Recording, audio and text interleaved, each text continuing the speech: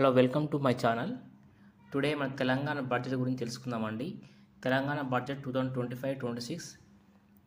Telangana budget 2025-26 వార్షిక budget ఉప ముఖ్యమంత్రి బట్టి విక్రమార్క శాసనసభలో ప్రవేశపెట్టారు. 3,04,960 కోట్లతో బడ్జెట్ను ప్రతిపాదించారు. రెవెన్యూ వ్యయం వచ్చేసి 2,26,962 కోట్లు అండి. మూలధన వ్యయం వచ్చి 36,504 కోట్లు. అత్యధిక ఎస్సీ సంక్షేమానికి 40,000.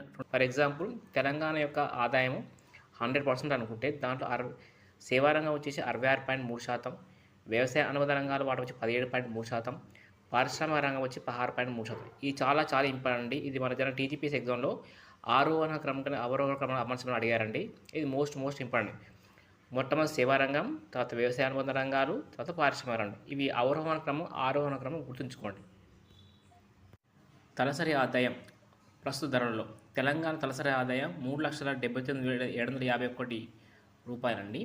తలసరి ఆదాయం వృద్ధి రేటు వచ్చి 9.6 అండి. అదేవిధంగా భారతదేశానికి వచ్చేసి 2,05,579 అండి.